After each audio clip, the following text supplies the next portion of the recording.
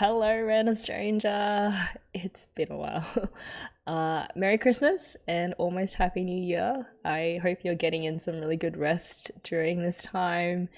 You can tell from my setup that I am home finally, which means that I will be able to get back to a more normal posting schedule. Yeah, it's good to be back.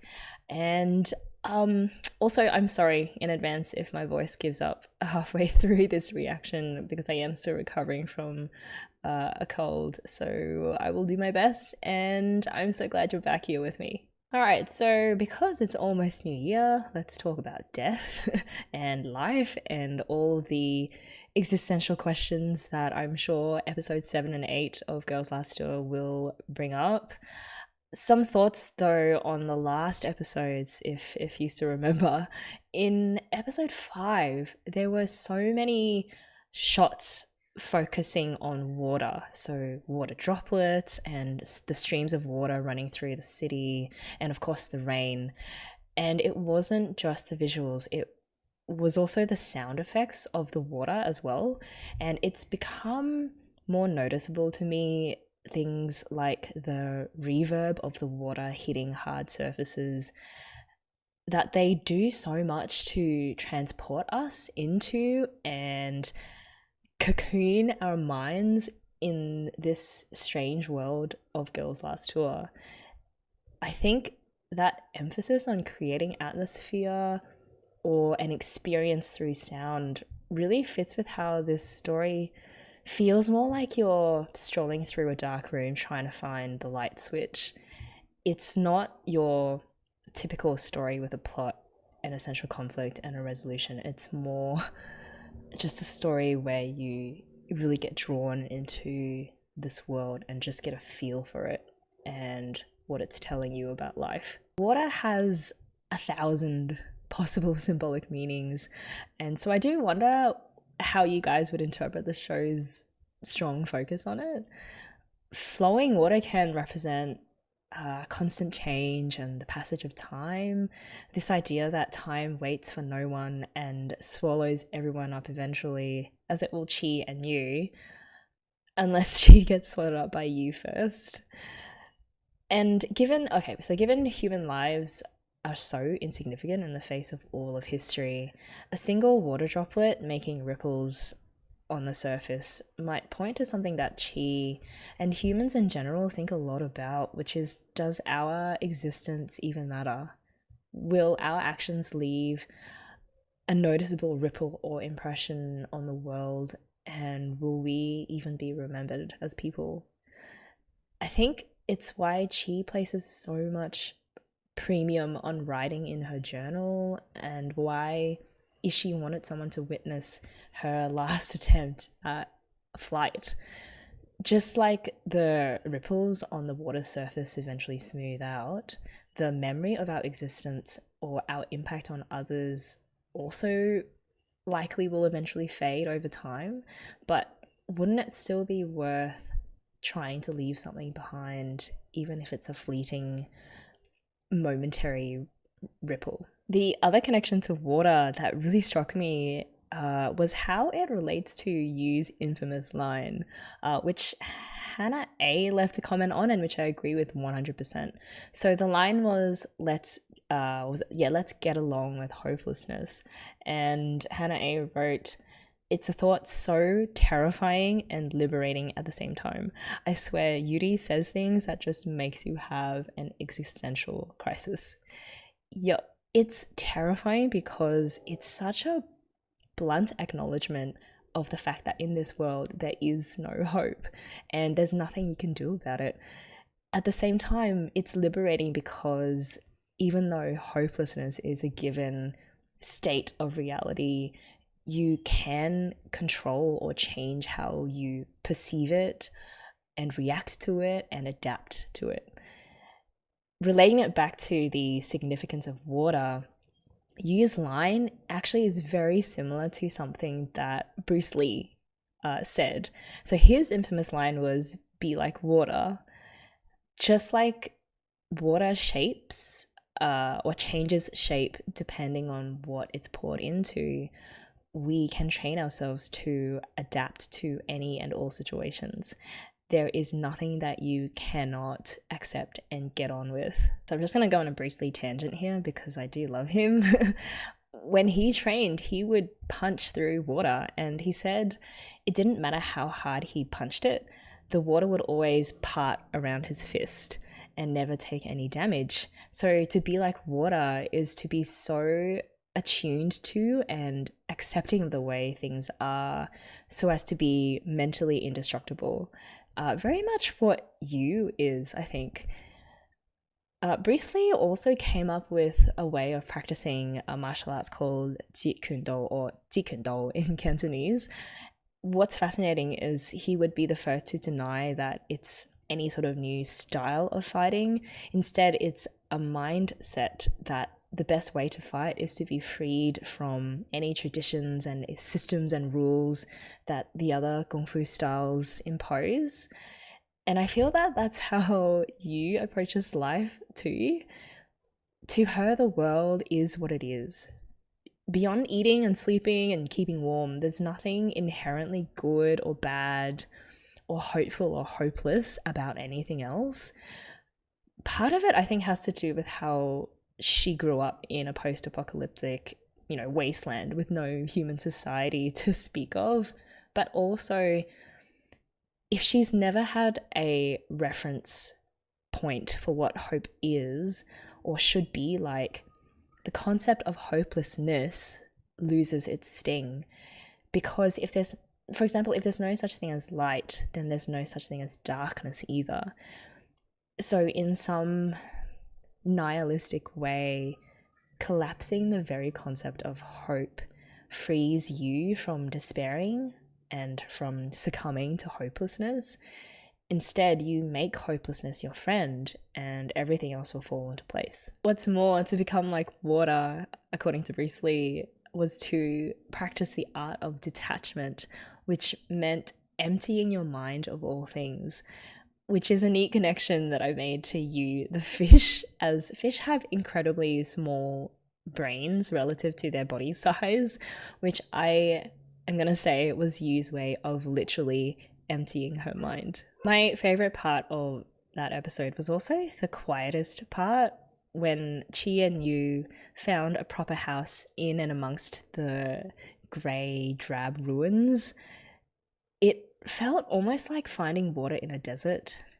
And I thought it was interesting that the very idea of a building still having a working door is so out of this world. The way the camera zoomed in on the handle and how the girls looked at it like it was some kind of precious ancient relic just goes to show how far from civilization humanity has fallen. The moment that they walked into the house was magical. I can still remember the chills that I got. The way that the soft light fell across the furniture and the framing of the window to look out towards the sunset. When you see a shot like that, it hits you just how dark and desperate everything that has come before has been. So then Chi and Yuu play house, essentially. They dream, they talk about bunk beds and bookshelves and plant decorations, and I was reminded that this is what we humans do when we're able to stop worrying about just our survival. We talk about and visualize the things that we want in life and how they might play a part in our futures, when, if you think about it really in reality, we could die at any moment, any day. And so as the girls are dreaming, the music playing in the background was incredibly sweet. There were sounds of kids laughing, and I think at one point even church bells, which was a cool nod to a previous episode that dealt with religion and hope. But then everything fades back to that normal dull grey, and Chi and Yuu are once again faced with the reality of having to survive. It's really hard to imagine when you're not trying to stay alive in an apocalyptic wasteland, but this eventual fading away of dreams is something that will happen to all of us on the day that we die. It's just a lot more in your face in Girls Last Tour, but it is essentially the same principle. The hard question that faces the girls when they're brought back to reality is one that we have to face too, and that's, how do we live knowing that come a day or a moment, everything we know and love will be taken away from us and there's nothing that we can do about it? And I think there's actually a more hopeful answer than you would expect from Girls Last Tour in what Yuu says later, that the road they travel and the cart that they travel in is their house or their home. I thought it was very much a metaphor for living in the moment, you know, for appreciating the journey and not being so obsessed with the destination. Me personally, I try to have that be a point of focus when I'm confronted with death or questions about what comes after it. I think that no matter your religion or your beliefs, to be able to enjoy the road or the present or the moments where you feel love or joy or excitement or kindness or even just contentment, all those moments drive out the fear that you otherwise would have of death. Speaking of homes, I want to read a comment from Zimbo65A, who raised a perspective that I hadn't thought of before, which was interesting. So they wrote, to stay and build a new home is the same risk as flying away to search for a better place. It isn't a question of risk, but of decisions. There isn't only one way. To search for a better place isn't braver than to stay and build a better place. Yeah, there's some truth in what you said about how to stay and build something can be just as risky as moving on to a new place. Could Chi and you have settled down in that nice house and tried to make a home base of it? Maybe. I mean, if they found some food and water sources, and it seems like there's really no humans to have to worry about in this world. Although in an apocalypse, setting up a permanent base that's self-sustainable also comes with its own risks and challenges. And in real life as well, that holds true. When I was younger, there was a period in my life where I just lived in 3 to 4 different countries over a very short period of time in search of, I don't know, like new jobs, new opportunities, and just always something new beyond the horizon.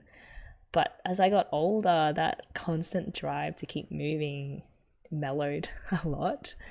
And having experienced both sides of it, I agree that looking for fresh horizons versus staying in one place trying to build something more permanent, they each have their different challenges.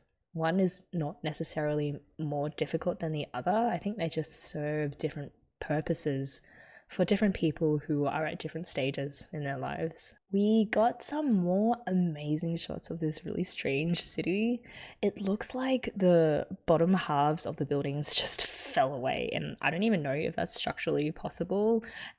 And also it looks more like they were designed to stand up in the air like that, like building lollipops. But the question is why? It might be that this city was a kind of a Venice, and long ago the paths that Chi and Yu are currently walking on were all, flooded. Or, bringing it back to the Tower of Babel symbolism, maybe the city planners or the occupants wanted to live and work in buildings that would put them as close to the heavens as possible. It could just also be that due to population explosion, humans had no choice but to develop upwards. And I think, if the story never explained why the buildings are like this, I'd still be totally fine with that. I like that there's this sense of weirdness and mystery that it allows for you to speculate about the possible spiritual implications of why civilization chose to build their buildings like that. Cheese trippy nightmare. What was that about? There were references to how you cheated in that game they were playing by blowing over the stones. There was also a weird shot where you turns her face and she becomes a flat 2D figure. And then in the next second, Chi is riding a fish in the ocean. And it's all very beautiful, very much in the style of a children's book. It's also really peaceful until the horrifying giant Yuu fish arrives. And I have no qualifications in dream interpretation, and some of you have flagged that the author, Tsukimizu, is more than a bit obsessed with fish. So I think I'm just gonna file that fever dream away and come to it when I have more information about what it is about fish that makes them so prominent in this series. So I lied before when I said the moment they found that home was my favorite. It's actually the moment when Chi and Yuu rediscover music out of pure coincidence. Visually, it was done so well with the focus shots again, this time on the way that the rain hits their helmets and all the various things that they set out.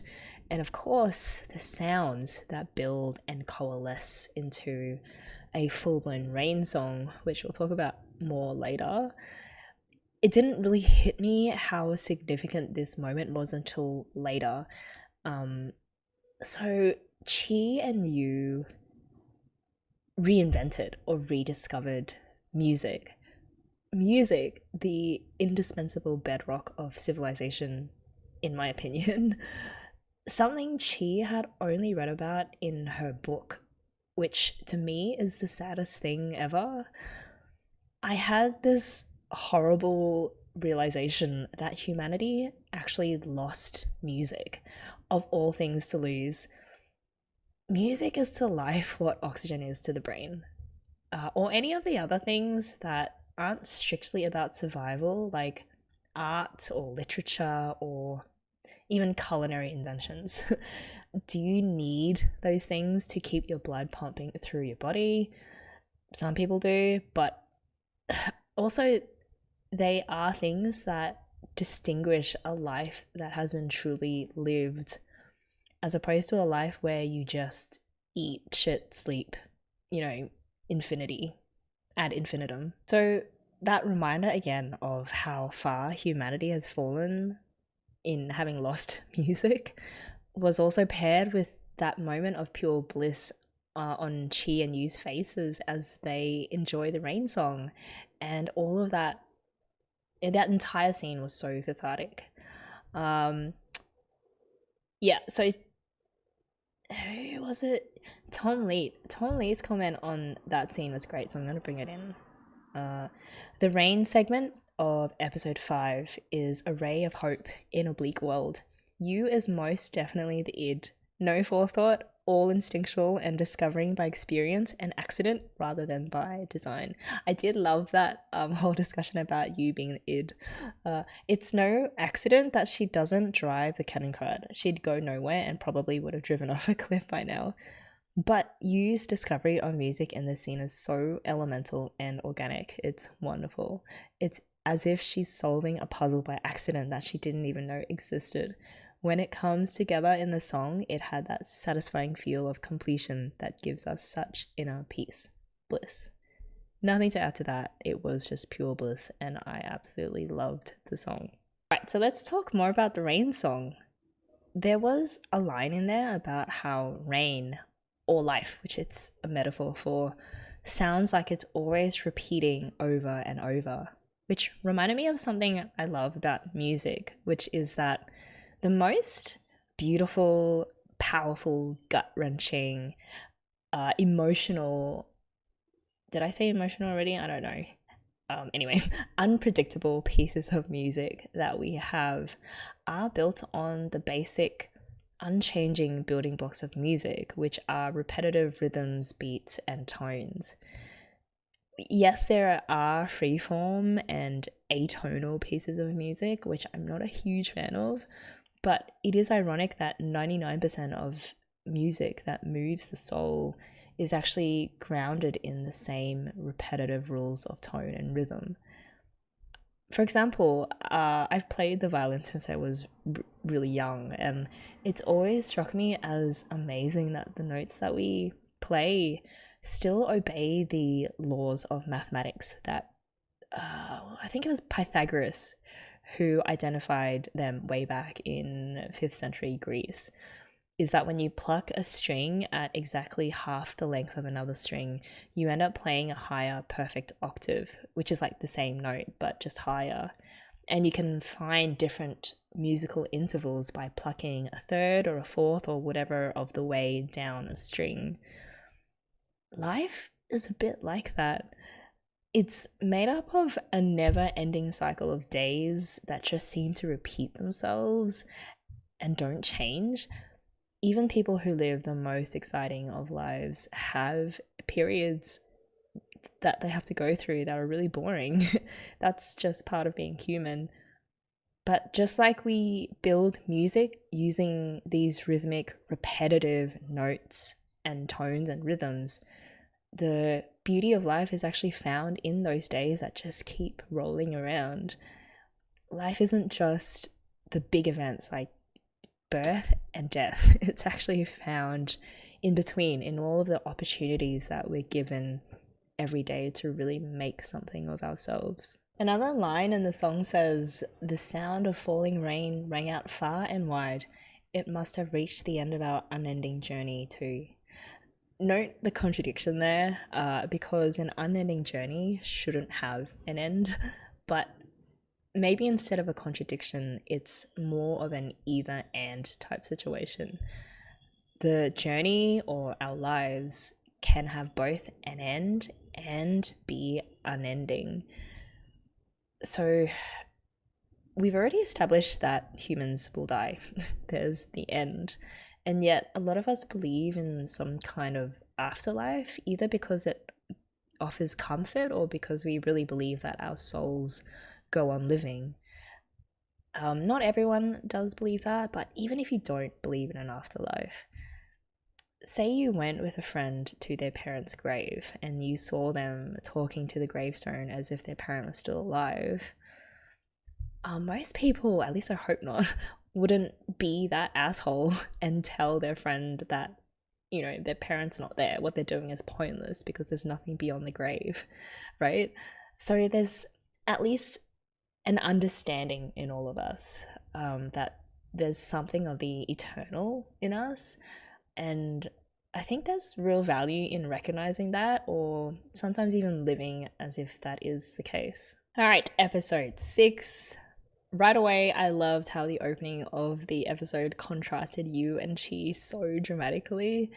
Yuu was chilling, looking up at the sky, just saying how great and peaceful the weather is, and Ishii is being her gloomy old self, saying everything is hopeless. And because Yuu is looking up at the sky, she sees the plane, while Ishii is looking straight ahead, eyes to the ground, and so she sees Ishii running. Not only are they so different to each other, but they complete each other.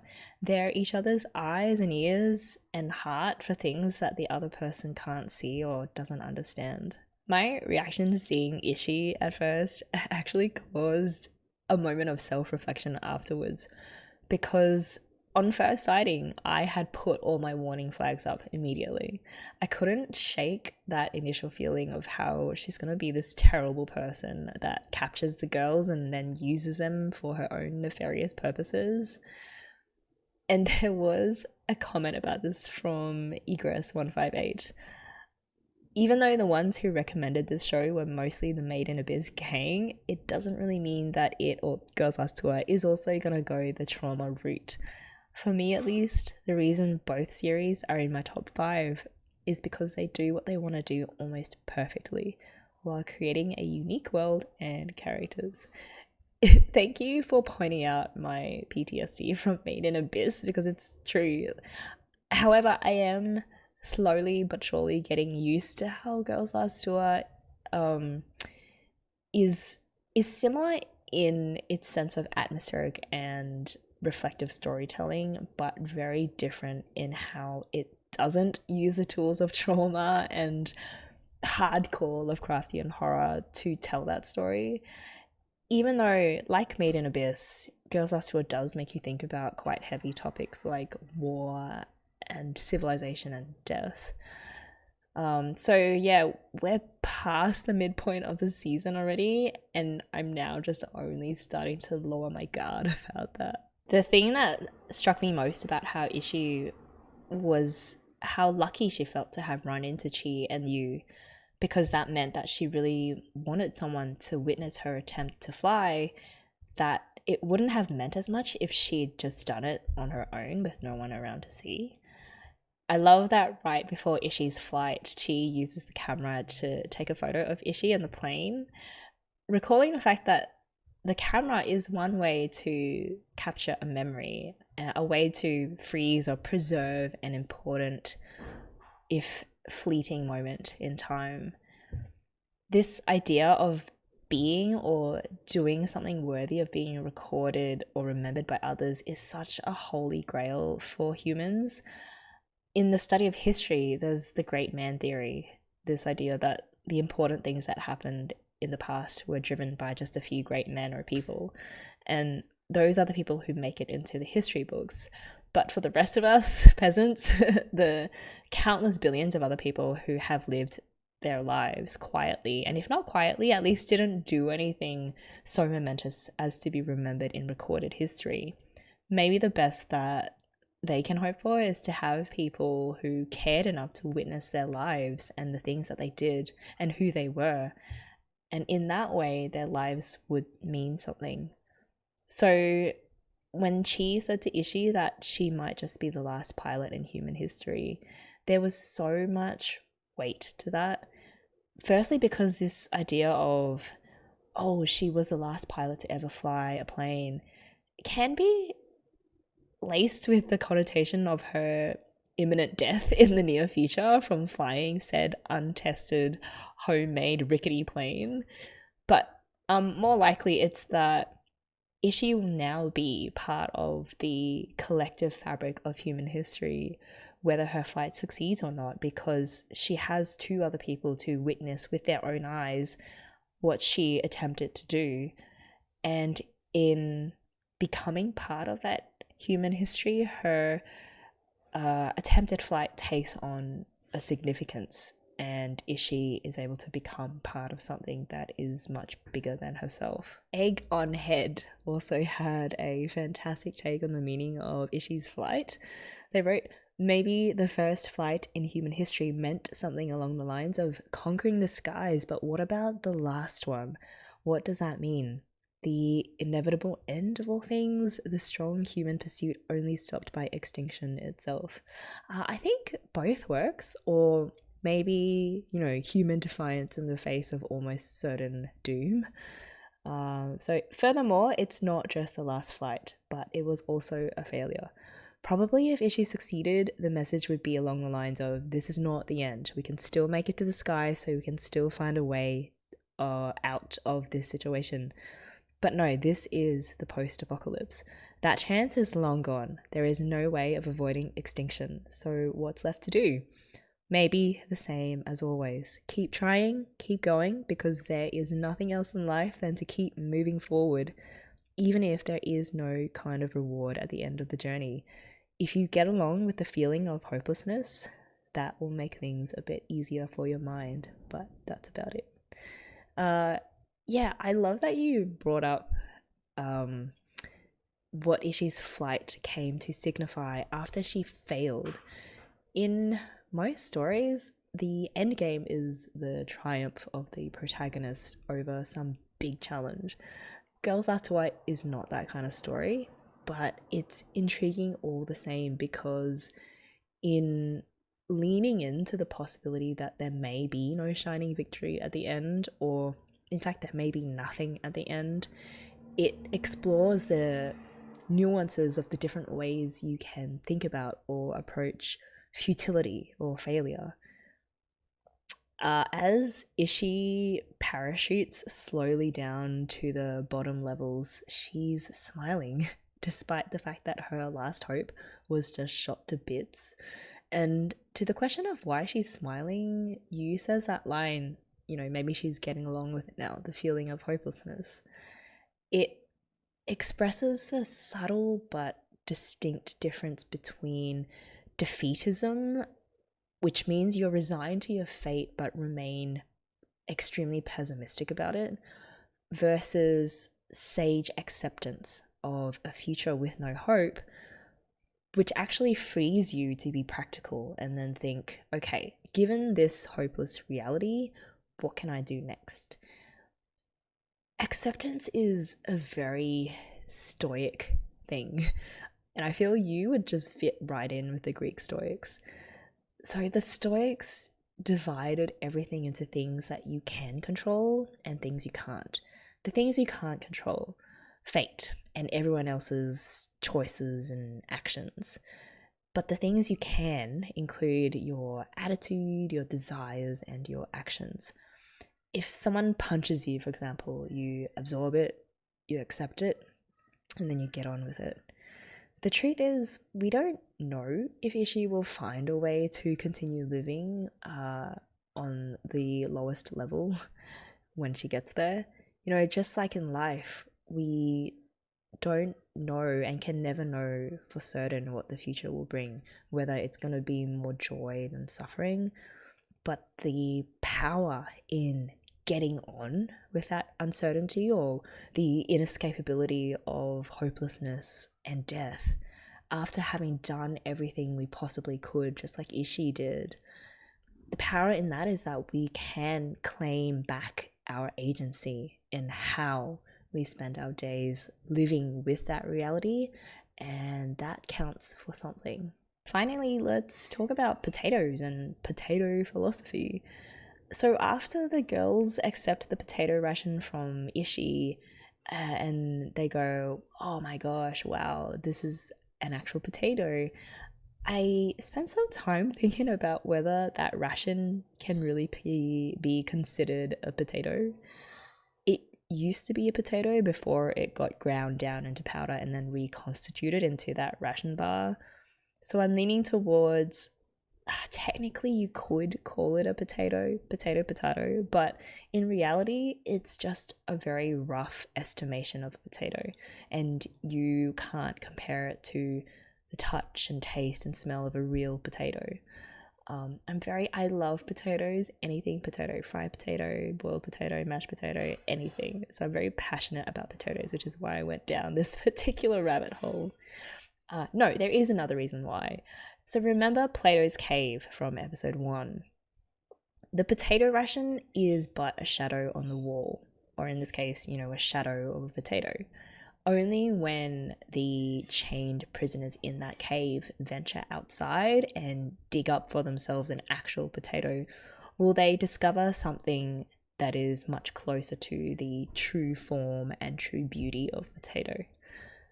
Likewise, a life that is focused just purely on survival is but a shadow of real life. So whenever Chi and Yuu discover a part of the world or a part of themselves that transcends the base need to survive and to preserve their physical bodies, they discover a higher, truer form of existence.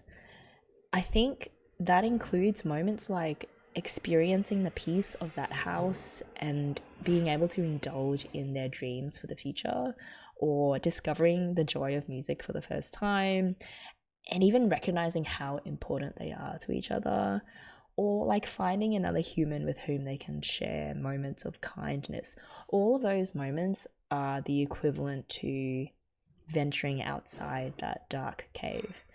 So yeah, so you see the potato bar, Plato's cave, and Chi and Yu's experiences in the story are all connected. With that, let's get on with the girls' journey to the ration production facility in the West. Hopefully it's the potato ration facility, because I would love to see that.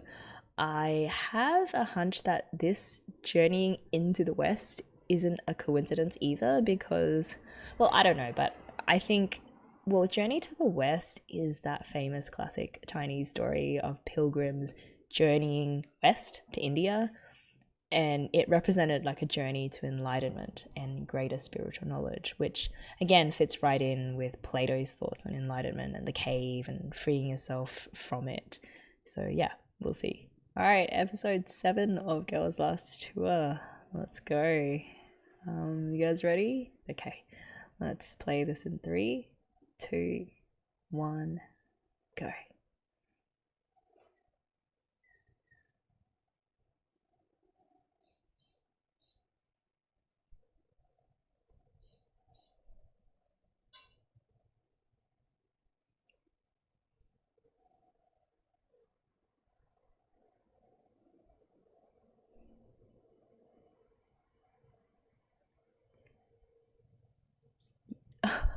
You.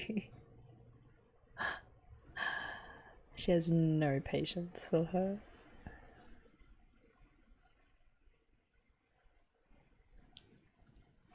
Oh god, don't run into her.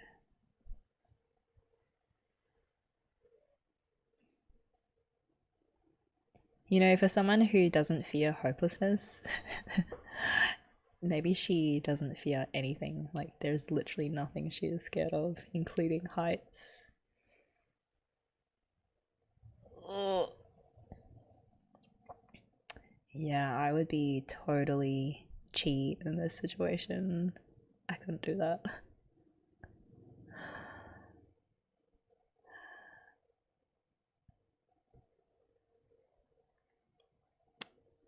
Again, those weird buildings.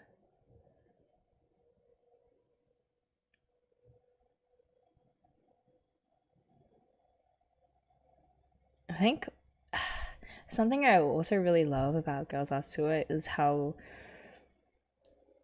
there are these approximations of our world. So like that forest, remember that they walked through? It was a forest, but it was made of a bunch of steel beams. Likewise with these ruins of buildings, they kind of look like it was a city that would not look out of place in our world today, but at the same time, they go so high and the shape is slightly weird and twisted. Yeah, the show gives me such a weird feeling. It's great. And these girls are so cute. Just like this song.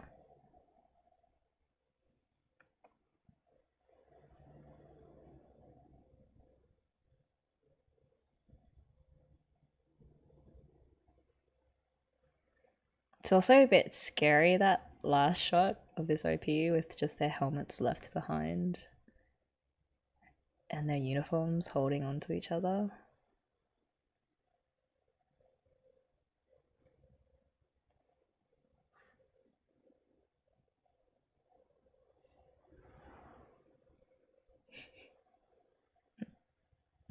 It's oddly non-specific.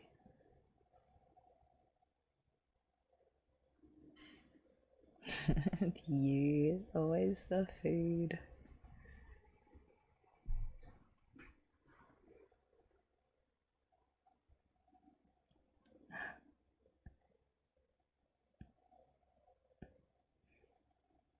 If you're dead, you don't have to worry about food.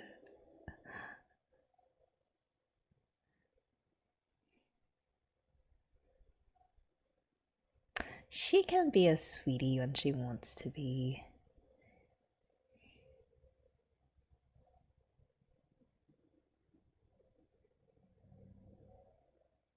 I do love how they just draw strength from each other in these sorts of situations. You need that.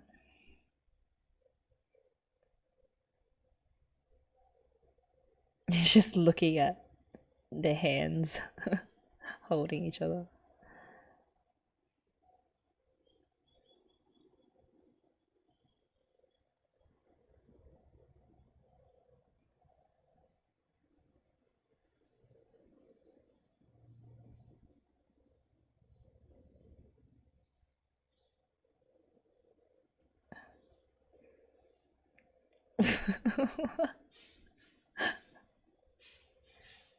Oh. It's funny that our brain went that way. Like, oh, does this mean you want to die together?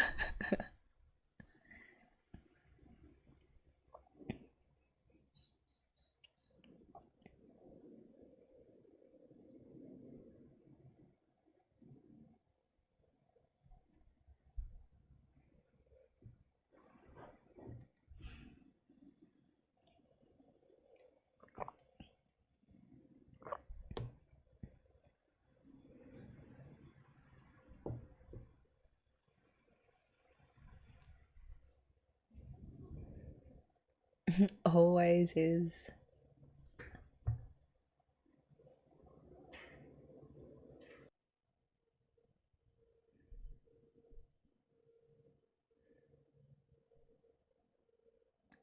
Loose nail.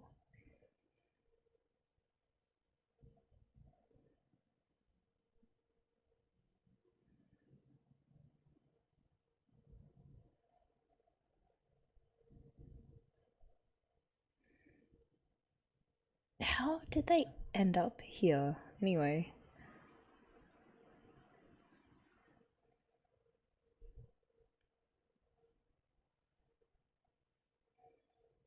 Okay, at least they've got some light coming in from the top.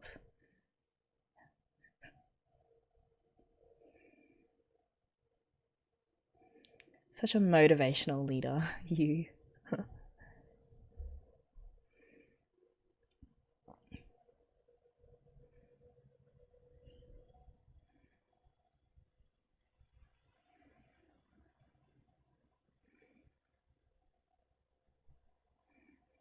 Is this just some open air labyrinth of random pipes? It's weird.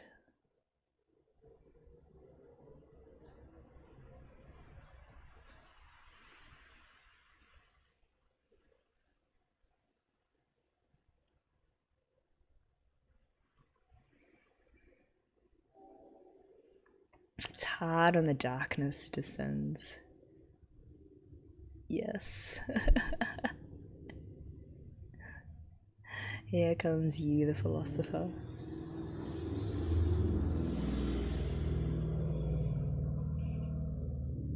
Shogunai ne. Oh god.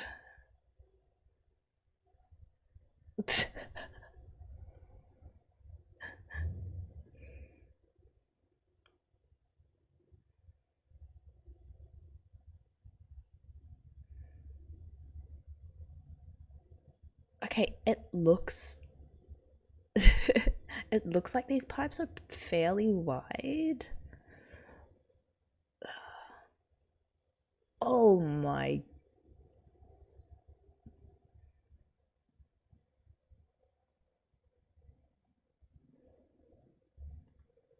It's so thin to have been able to be punched through like that. Oh my god.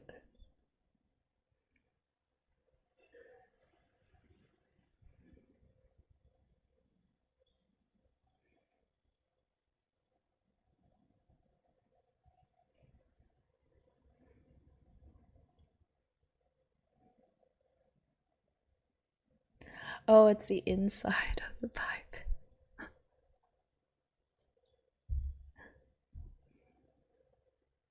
Oh, and it's even got a light at the end of the tunnel.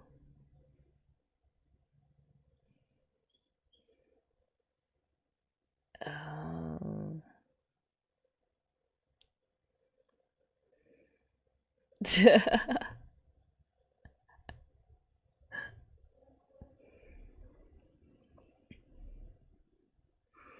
So they're just following another light in the distance.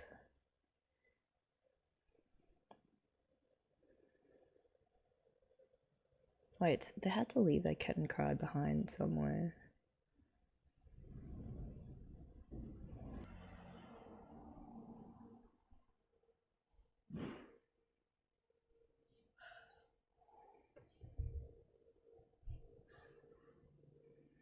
I wonder who put the arrows there.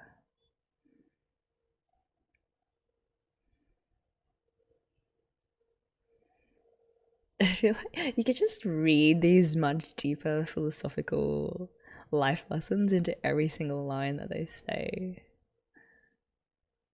Like, don't look down, just take life one step at a time.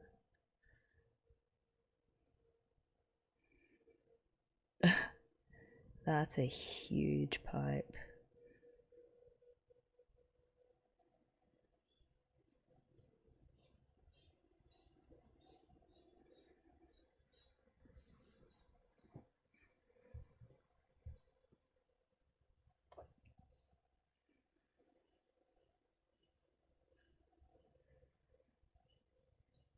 Hmm.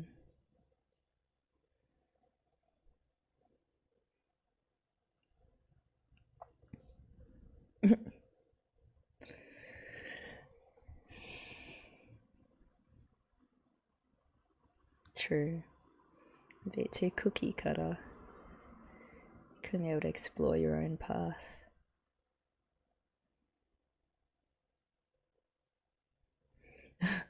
Although, in the situation of survival, maybe it is better to follow the arrows.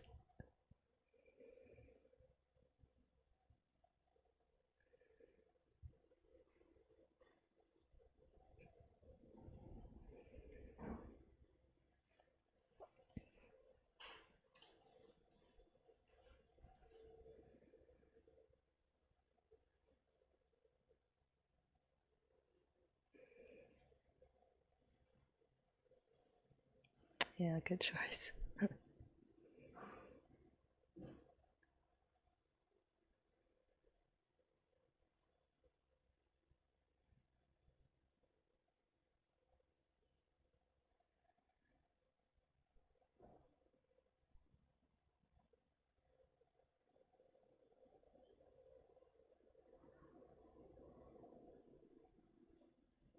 Hmm,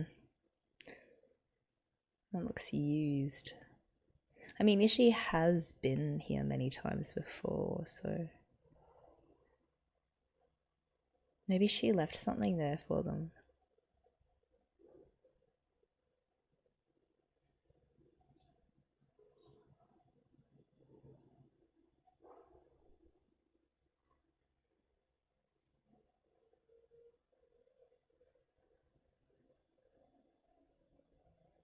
It's just, uh, oh, no way, they grow off the vines?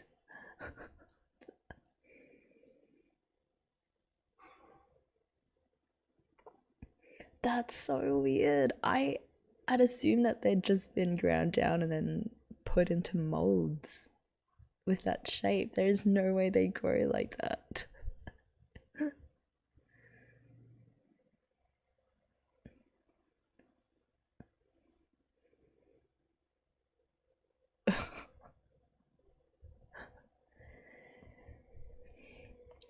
Maybe they are real potatoes after all. They are industrially grown though, so. I mean, as a lot of things are these days, yes. Oh, nice.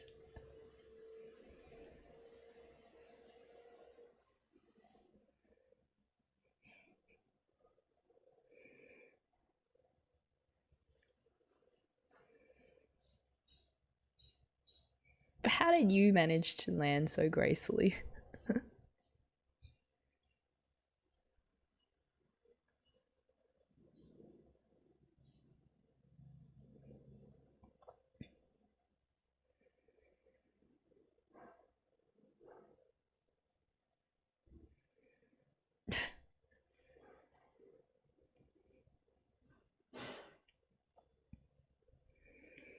That's right, they've never had anything other than the ration bars and now potatoes.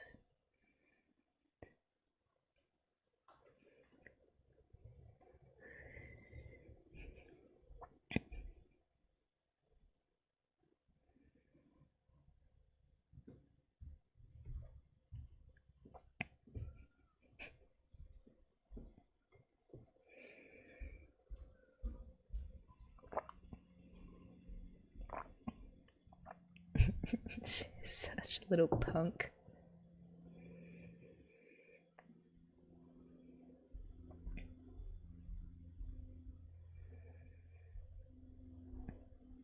Oh, what kind of powder though? Like cooking powder?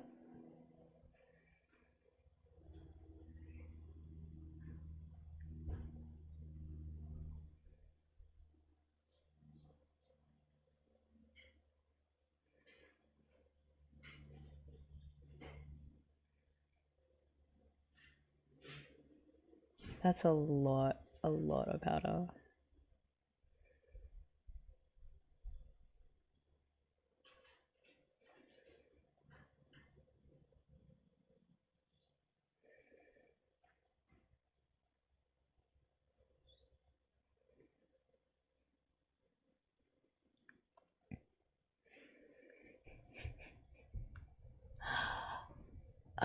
I thought it was the other way around. It's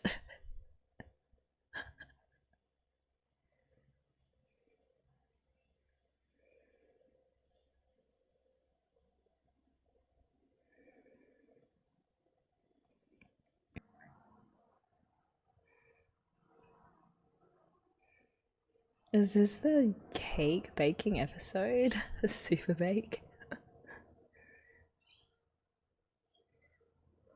Oh,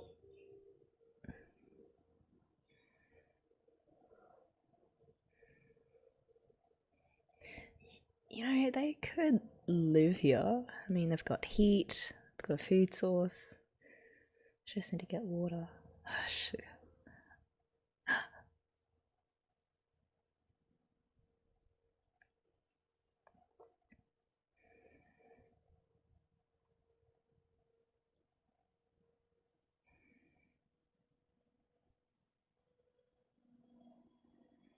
These kids have never had anything with sugar in it. That's nuts.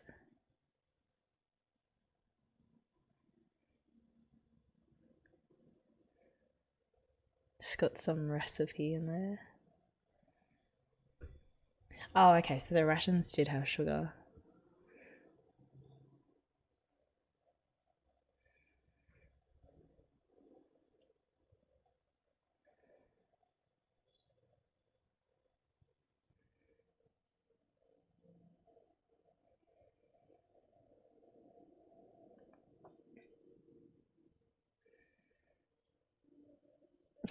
This is like triumphant music with the bells.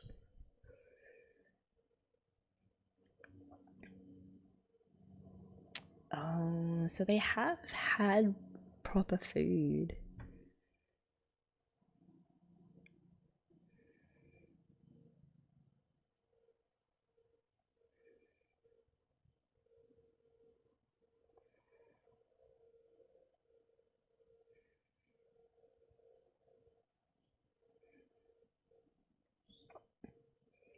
Wait, are they making bread or ration sticks?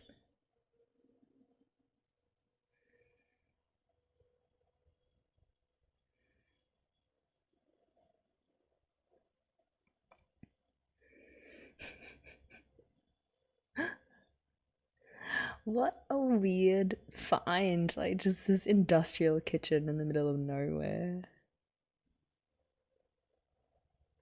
Oh, cheese smiling. That's rare. I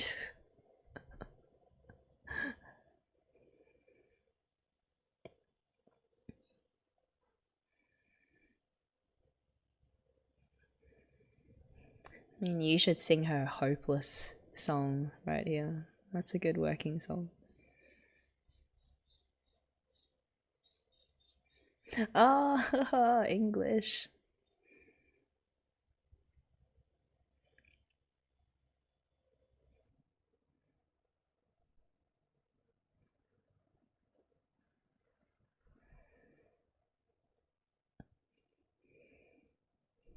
Oh, is it meant to do that?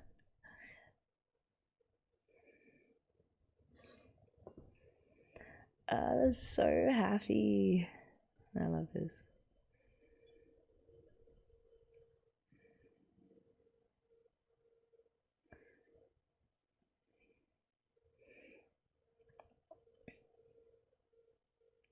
It's so interesting that because like for me like naturally I would just shape it into the shape of a loaf, a bread loaf.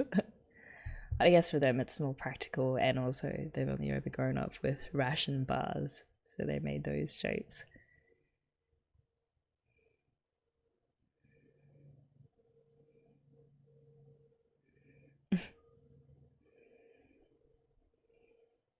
You're such a baby.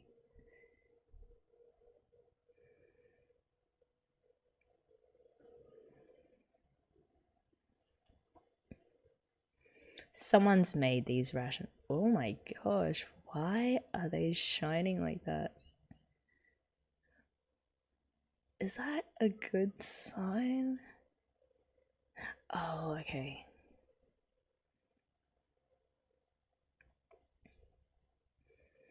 Man, fresh baked, eh? They must be good. I'm sure someone has tried making these.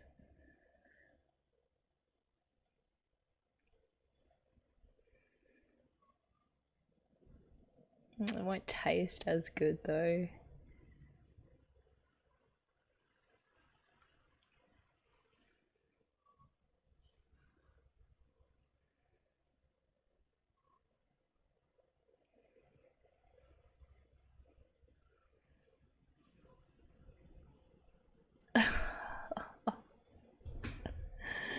Where does she get these lines, girl?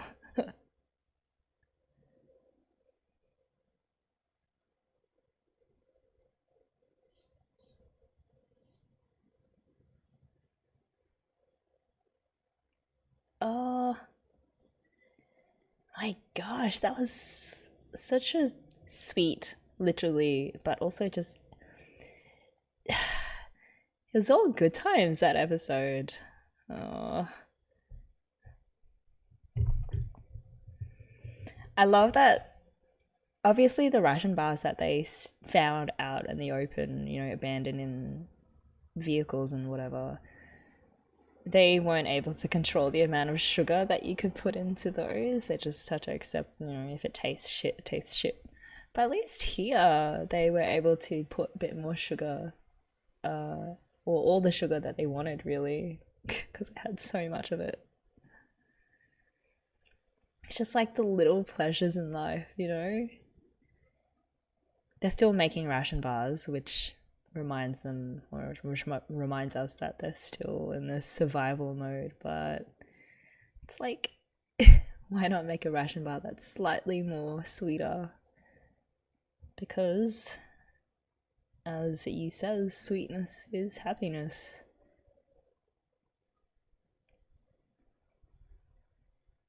Huh. That was such a simple but such an enjoyable episode as well. Okay. Oh, I always forget there's these ending scenes.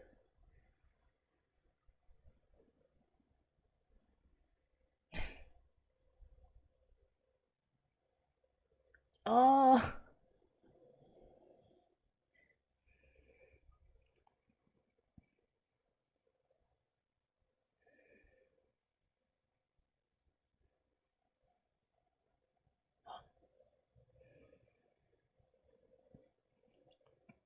she's very good at those.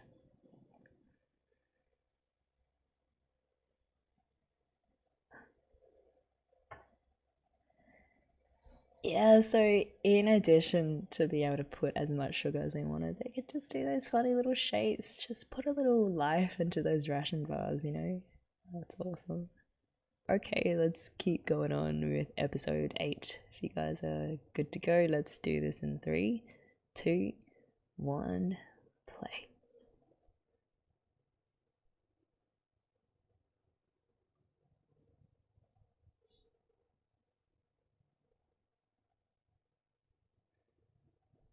Oh, they're back outside.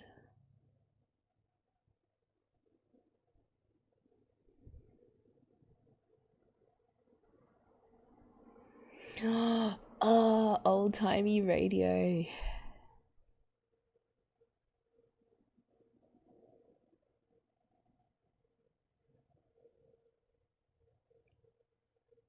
I was gonna ask that. Oh man. That's pretty scary, eerie.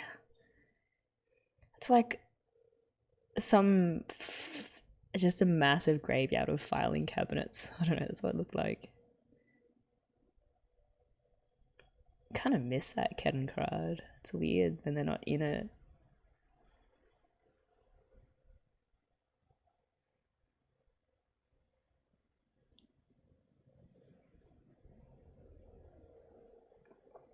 I like how Yuu has to eat her ration bars with one in each hand. Still can't believe those potatoes were grown on vines. They just came out that shape. There's always those patterns in the background. I just wonder if they mean anything. I'm not really picking up anything in particular.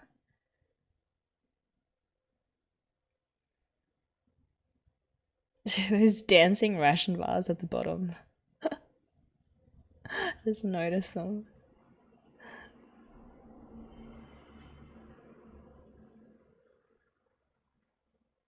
I don't know, those patterns in the background,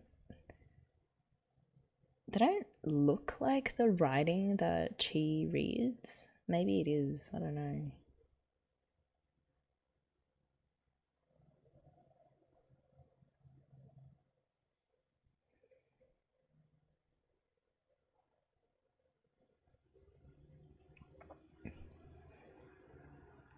Yeah, it looks like some massive government facility with all these people's records.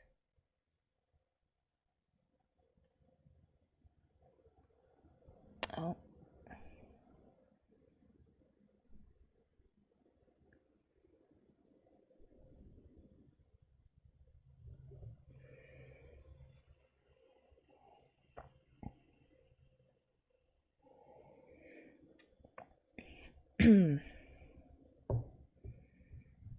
What do they say? They've got labels.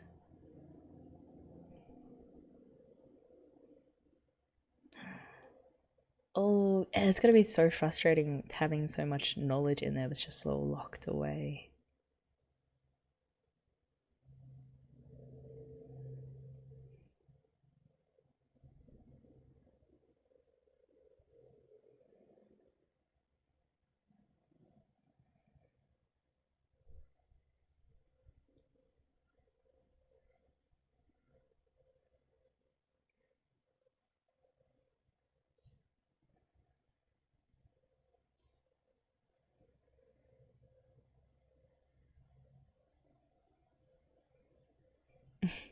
Why not?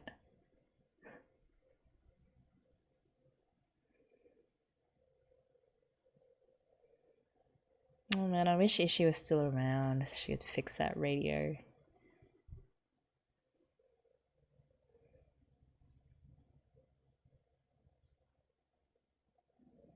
You will find something. It does work.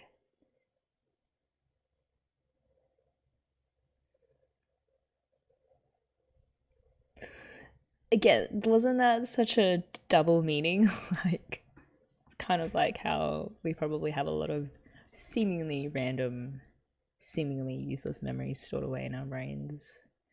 But you never know when they might come in handy.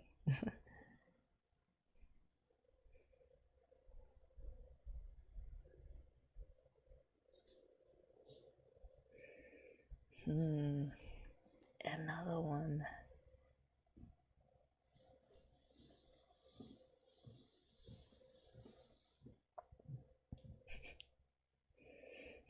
Just on a lovely sightseeing tour.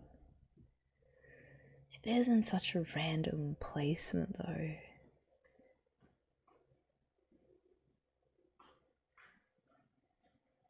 Yeah, they're kind of round and soft, not like most buildings, which are jagged and, rectangular.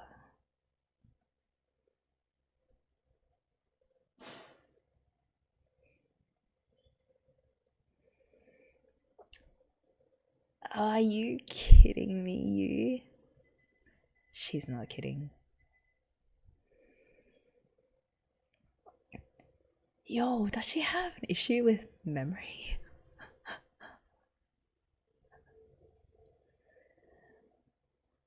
That was weird.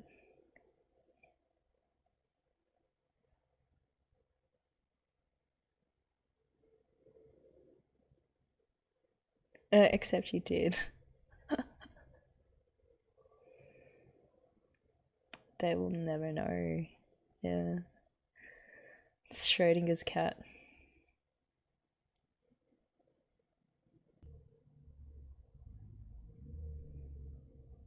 It's a bit sad. Oh.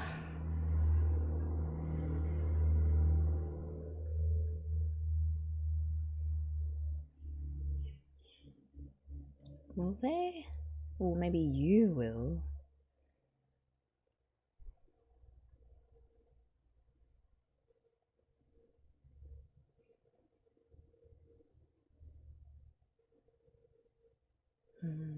It's like some kind of bank safe.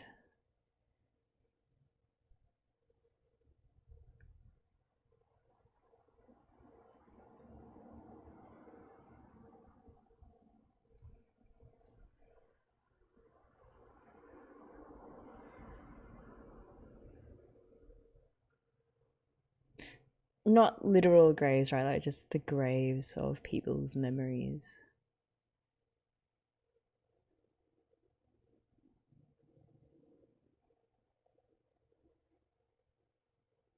That's so.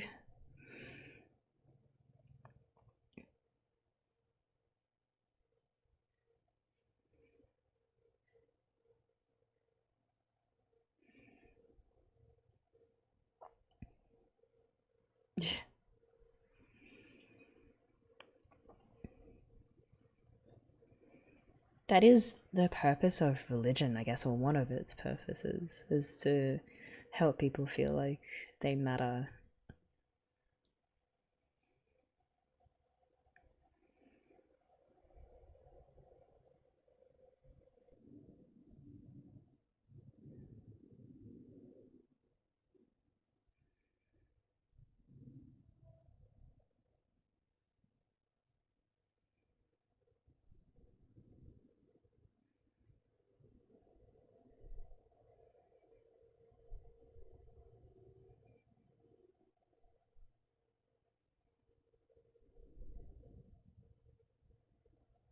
It's again with the water droplets.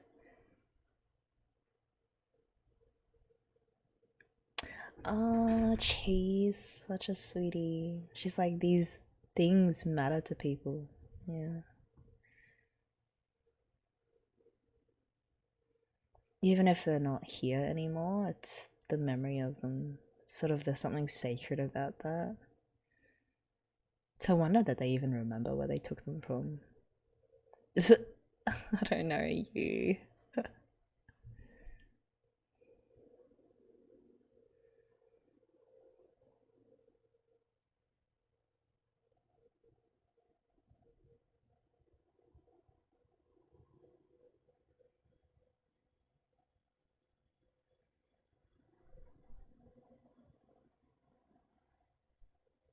8.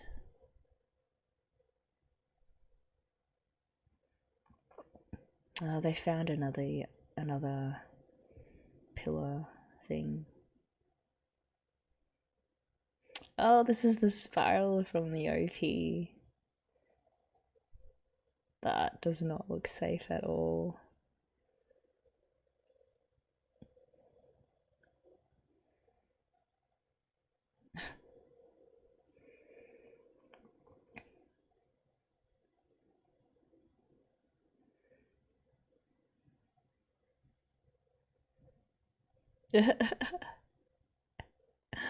There she goes again. It's like, if everything's dangerous, then nothing is dangerous, and that's just her philosophy on everything.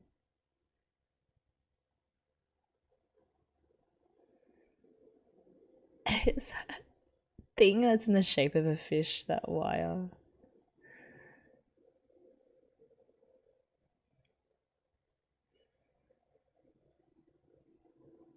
Yeah, like remember that elevator ride with Kanazawa?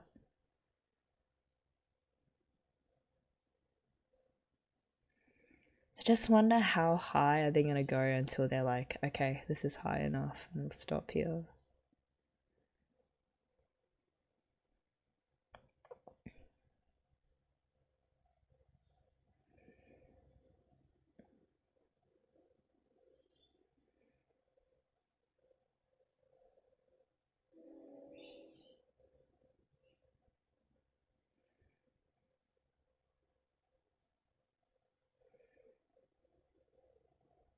Hmm.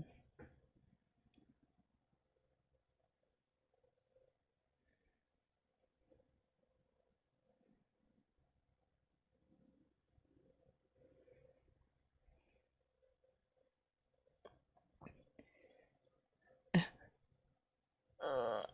Just gonna like cause something to come tumbling down. Very true though. Ugh. I don't know, kind of agree with you. She is a total Greek stoic. Stoic.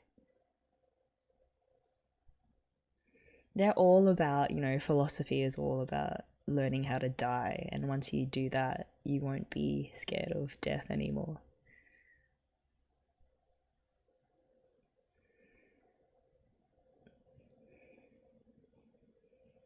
Oh, God.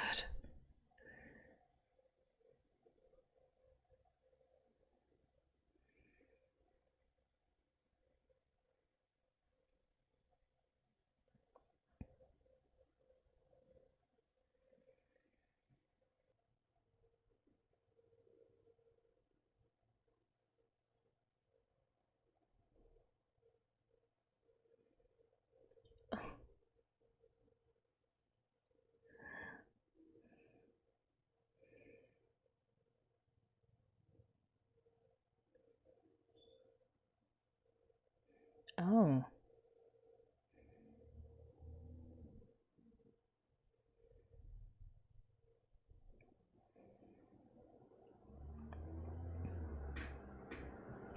Good view.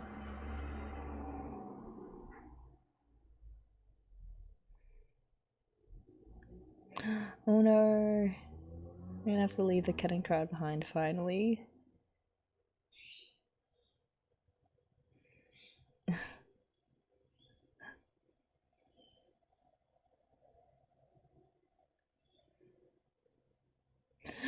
Oh, they're gonna actually. They're like they'd rather plummet to their deaths than leave this cutting crowd behind. It is true. I mean, the cutting crowd is a key to their survival, so it's die that way or die this way. I guess it doesn't make a difference. Oh, I don't know though.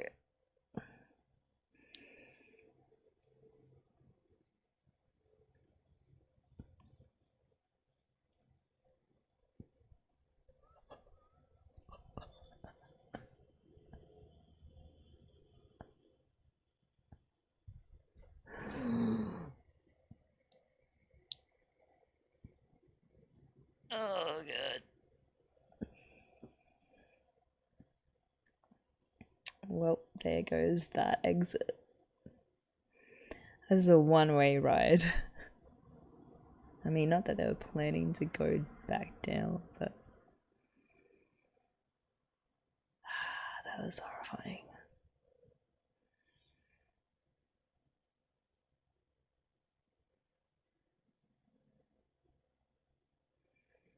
Whoa, you really came in clutch there.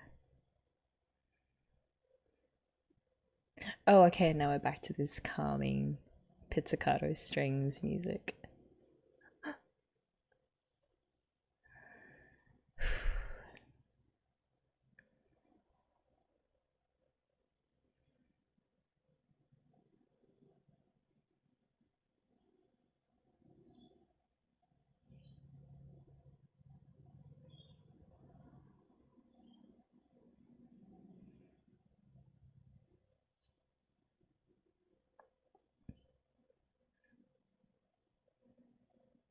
Mm-hmm.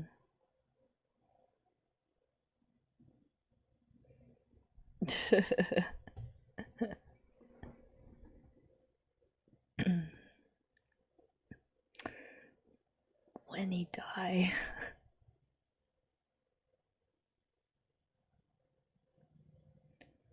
Oh my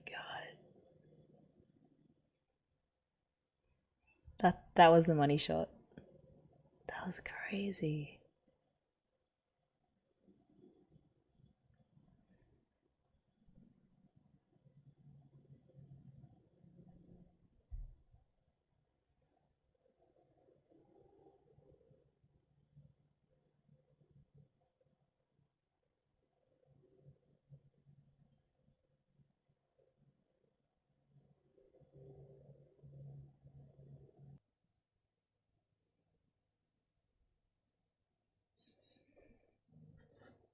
That's just who she is.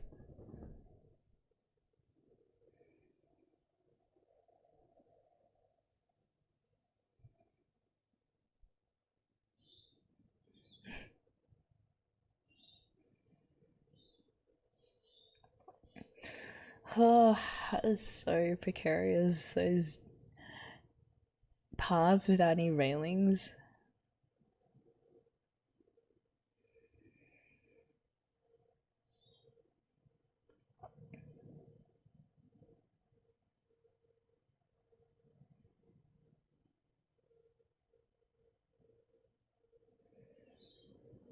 Did that used to be someone's apartment? Like, I kind of saw the area where people, that indent in the floor that you see in, I guess, Japanese restaurants, with a table in the middle.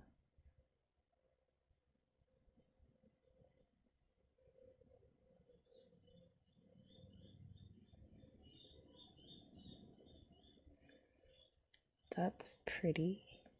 Oh, was that a phone charger?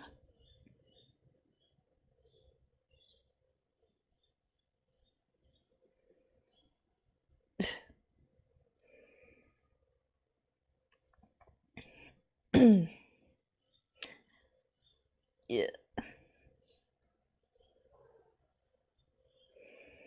I know it. Something happens to her when the moon shines. It's like the equivalent of a werewolf, but crazier.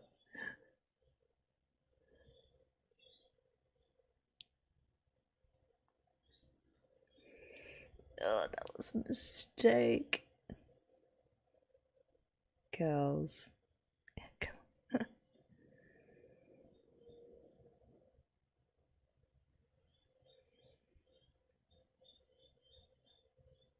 Oh, sake. Looks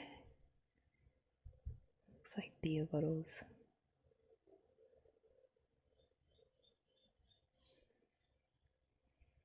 We're gonna have a drunken night under the moonlight. That would be amazing. That said, though, they are still kids, so maybe not. Oh, they are alcohol. Doesn't that say 6.5%?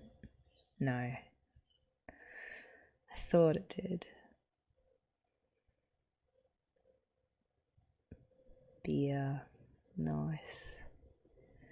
I'd be so happy if I found some beer randomly lying around in the apocalypse.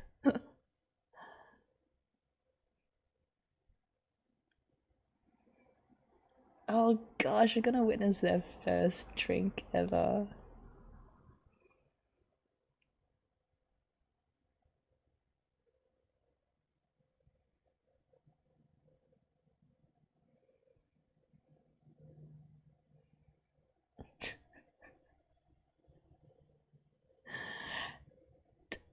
I've drank a lot of beer, but I never would have noticed that. Just the things that you don't notice when you're so used to having these things.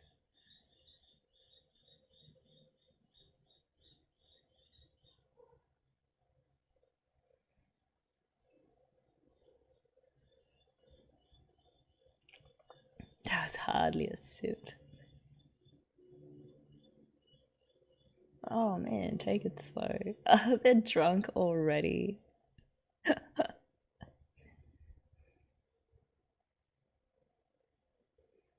Oh my goodness, what a great drinking spot.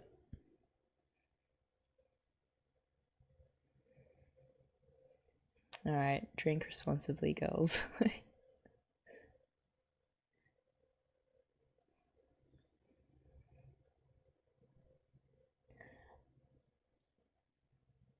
Okay, yeah, she's definitely buzzed.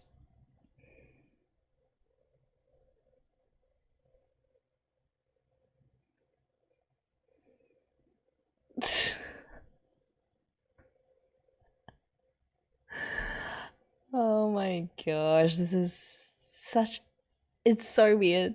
I mean, it's such a trope, just high school girls getting drunk and just being a bit silly with each other. It's so weird to see it in this show.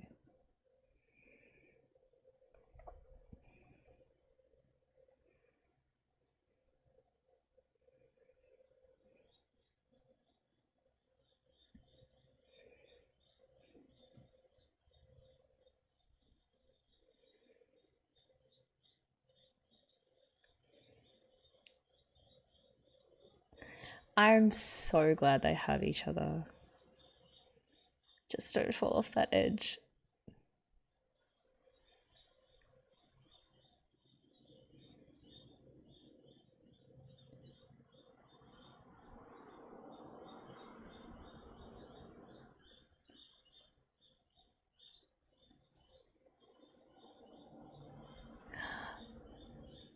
Oh my gosh, we get a hummy version of the ending song. These shots, though.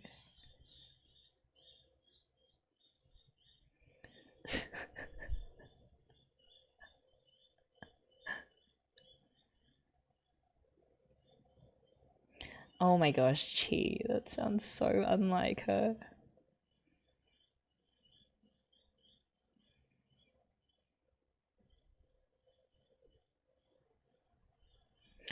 It's just chewing her hair as well.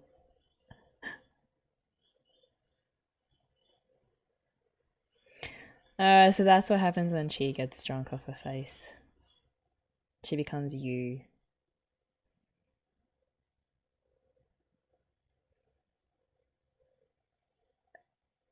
Is that it?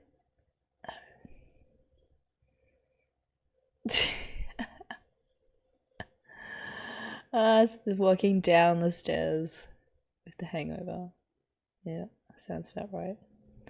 I love that episode. I never in a million years would I have expected that we'd get a drunken party under the moonlight kind of episode. But we did. I'm happy. I don't care what happens after this. That was the episode. Okay, guys, I had such a chill, enjoyable hour just watching Chi and Yu live their best lives in this snowy, ruin-littered landscape, while, of course, also having some pretty deep conversations about life and death. You know, Girls Last Tour is basically a full-blown undergrad course in philosophy taught in visual analogies, and I love it. My favorite moments in episode 7, watching the girls have fun baking fresh ration bars. It's such a small domestic thing, and I also love that they showed right at the end how you had made the bars into little cookie shapes of all the people that they met and known before, including themselves. Um, yeah, so it's such a small thing, but especially in a post-apocalyptic hellhole, these little pleasures really matter because it's a testament to how, even in the worst situations, there are hidden nuggets of joy to be found. You, I felt, not just in this episode, but in both of them, threw out some pretty heavy hitting lines. I mean, sweetness is happiness and life is a spiral. In any other life, you would totally be making bank off just writing out her poetry and posting it to Instagram. Another great moment of episode 7 was the way that they accidentally discovered the correct path to the food production facility.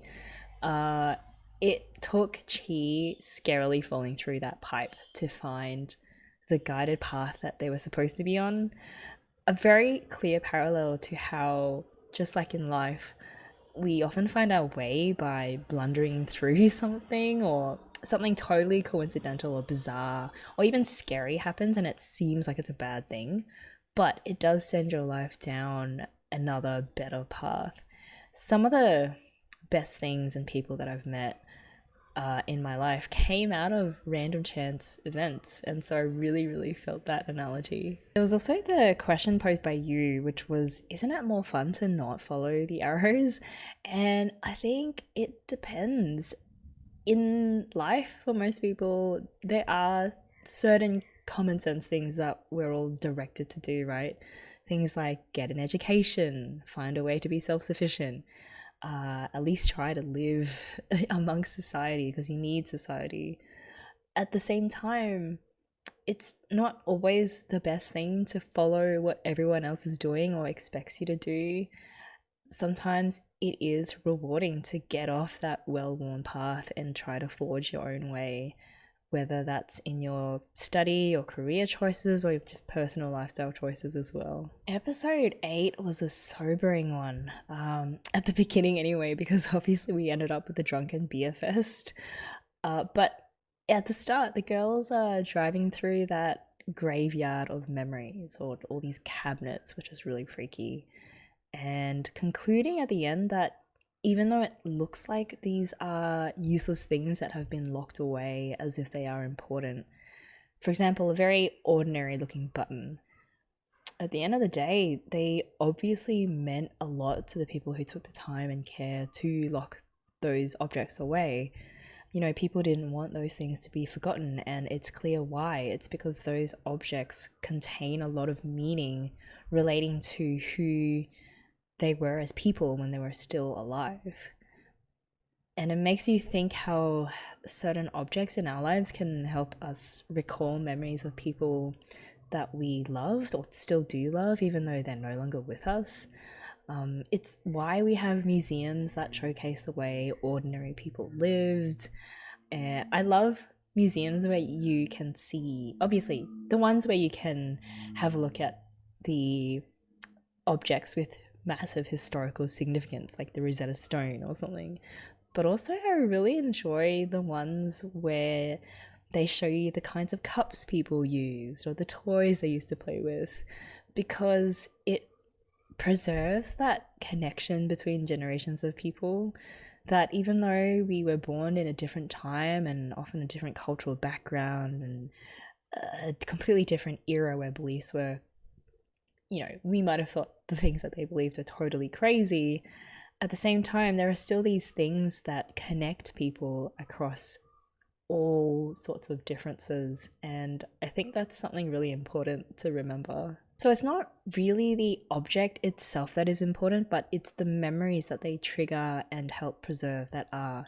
And I love that she was so insistent on them returning the objects that you took. And that led really nicely into the part where we remember the people that they have met in previous episodes, Kanazawa and Ishii. Or at least we and Chi remember, because you momentarily forgot who Kanazawa was, which was unusual, and even Chi said it was so. I didn't know what was up with you, but I thought maybe it's because she's so blasé about most things, and Kanazawa, at the end of the day, wasn't that important of a figure to her, and so why expend the brain power, limited as it is, to remember someone that you won't ever see again? I don't know. But Yuu does end up remembering him, and they do also have the camera to remember him by. I guess with Ishii also they have those ration bars that she pointed them in the direction of. At the same time, Yuu again was so blunt with the fact that eventually Kanazawa and Ishii will fade from their memories. And I don't know if she meant that that will happen when they're still alive, because even though they played an important part in their journey, they're not that important to remember for that long. Again, that's what I said before. Or if she meant that eventually, like all those people whose stuff has been locked away in these cabinets that no one is around to see anymore, they too will be forgotten. And included in that circle of people who will be forgotten are herself and Chi. So, bringing it back to real life again, I've never really been bothered by the fact that after I die, no one will remember me. I've never been one to care for leaving a legacy behind, or having at least one person to remember me by, because I'll be dead. I don't know if that changes as you get older. I guess we'll just have to see. At the very least, I think we've got, Worm Guy to remember us, and yeah, I'd be happy with that. Finally, the precarious traveling up the spiral tower. Another, not heavy handed, but a very clear analogy to real life. For one, they kept talking about how they're looking forward to getting back to flat ground again. This traveling up a spiral is an anomaly in their lives, but it's something that they have to do if they want to continue on to a higher level. It's like how everyone who has ever lived has had to go through some difficulty or challenge in order to level up in life. You know, whether it's your first day of school or your first job or your first go at a committed relationship, these things are scary, but once you get them over and done with and you get used to it, you don't regret taking them. And yeah, it just brings your life to another level until the next challenge you have to overcome. The other life lesson that we got was that, so they're not sure if the alternate exit will hold the Kettenkrad, and it doesn't, but it's either die by starvation and lack of proper transport or die plummeting to their deaths. And so, I mean, I can't say I was surprised. I was surprised that they did actually take the Kettenkrad, but also I realized that they had no choice but to do that. So they took their chance and they almost die, but they don't because you managed to help Chi accelerate at the last second. We could write all sorts of essays about that moment and what the lesson was, but the bottom line is just take your chances, kids. Stick your neck out and you will be rewarded. And if you aren't, then at least you died trying, is the message, I guess. Last but not least, I would like to reiterate my appreciation, my deep appreciation for the spontaneous beer fest that we were treated to, and the extremely rare sight of Chi letting her hair down and chewing on Yuu's. Important question, do I ship these two? Yes, totally 100% sign my name on a blood contract. Yes, I do. Of course, the shipping is unimportant and minuscule compared to just how joyous it was to see these two be able to enjoy themselves dancing under a full moon and experiencing the joy of uninhibited alcohol-induced behavior. But it was oddly like the first time where I looked at them and was like, yeah, I could see how that might work. But yeah, anyway, I loved that that's how the episode ended because now I just feel like so happy inside. That is it for this reaction. I hope you guys enjoy the episodes, and it's really good to be back, as I said before. Keep your eyes peeled for more Azoken and some upcoming soundtrack reactions. Enjoy the rest of your day, and I'll talk to you and see you soon.